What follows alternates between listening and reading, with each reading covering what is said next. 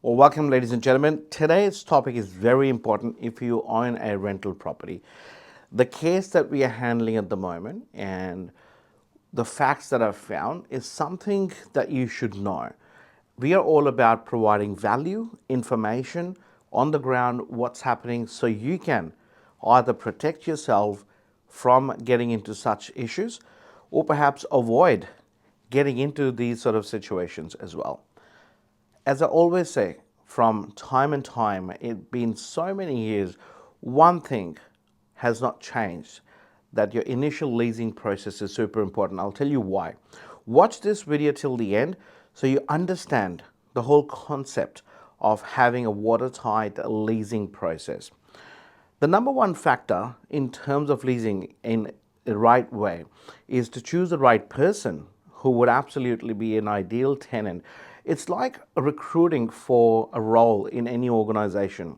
You could have good people at the time they apply, but they turn out to be not so great, or perhaps the skill level's there, but the attitude is not there. So it's very similar to choosing a tenant as well. There might be great tenants, or perhaps they might have a great rental history. It does not mean things don't change. So in an ideal world, when you're leasing your property, to make sure that you're getting a smooth journey and your property's value is intact, it's super important to understand how the process works. This particular case that I'm going to talk about quickly, I'll try to stay brief because the matter is still in court right now. So I won't be able to give much details around the location or the property or the names. With regards to this particular home, we took over this management about a month and a half or two before. It was managed by another real estate company where there was a lot of changeover in property management team. A lot of property managers changed. So that was one of the key factors where there was not much strong relationship between the tenants or renters and the property managers because there was a lot of changeover. The person who was initially managing the process, apparently I've heard that there was really great relationship between the tenants and that property manager. Once a property manager changes, then either you go out and meet the tenants to build that rapport or you don't. If you're managing so many properties, then in large organizations where we have also worked and we have seen that you pretty much know people by their names and sometimes don't even remember until you put the details in the system and they call you to find out who the owners are. Now, in this particular case, the property was managed by a real estate company. Property management team was having a large turnover and the property was not really looked after. They were in the property for many years and only to find out in about roughly 2 years ago that the property was not maintained well.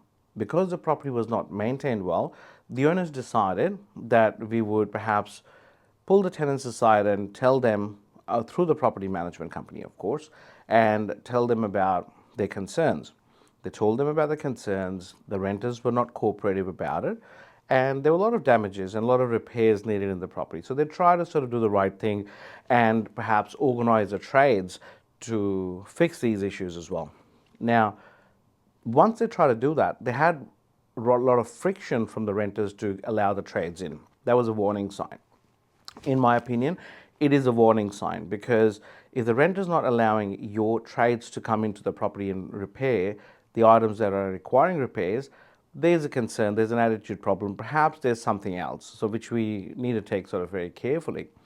And given they waited for a couple of months and then they provided access to the property, they also then restricted access for the second time. Thereafter, the property management team decided to issue a notice to vacate for repairs. Now, the renters did leave, but they left a lot of damage behind. So there was malicious damage. The property was really left in a filthy condition, and it was completely different to what state the property was by the time of leasing that home. So we took over the file because of one issue. The property management team lodged a case with VCAT, and it was up until 2 years the owners kept questioning to the property management team that why the VCAT has not opened up the file to hear my case.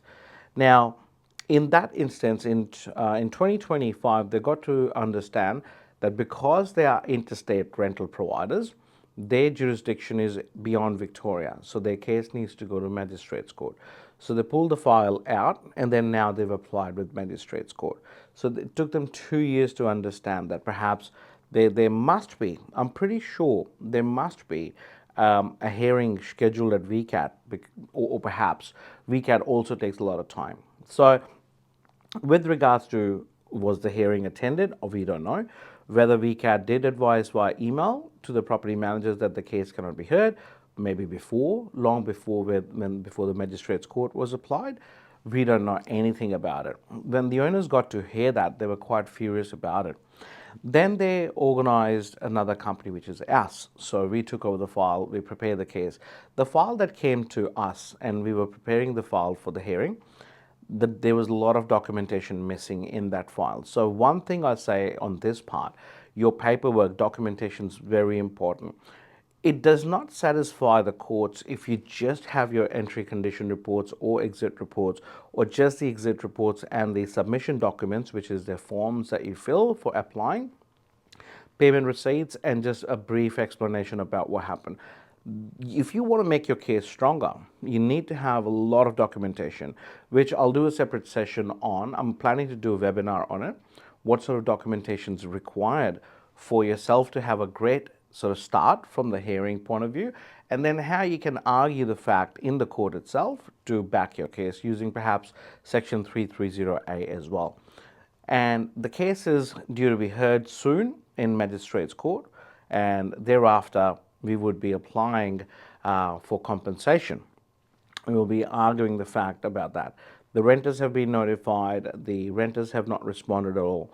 Now, there's a lot of evidence that you have to gather to create that perception in the court itself about the renter being such a person, because your argument verbally without facts would not satisfy the court. So there was nothing of that sort available from the file transfer that we received. So what we found in that sort of situation is that there was lack of documentation, there was lack of attention to detail in that file preparation previously. And there were a lot of spelling mistakes in that application form as well. Some of the times, because of the spelling mistakes, you could perhaps see your case being struck out on that day, and you have to perhaps reapply. So one thing is clear. To avoid all that, it's critical that you lease the property correctly to the right people. You might as well keep the property vacant for an extra 2 weeks, but find the right person. Now, there's a lot of different ways to do that. If you have any questions about initial leasing process, you can always reach out. We are happy to give you a lot of information and value to understand your journey and provide you right guidance to ensure that you don't get into such issues and or problems. Now, one thing last before I wrap up this video, with regards to your marketing of your rental property as well attracts right or wrong kind of people. So you make sure that you market your property well. Also, apart from that, price it correctly. If you price the property correctly, you'll have right renters, an ideal applicant applying for your home and visiting for the inspection.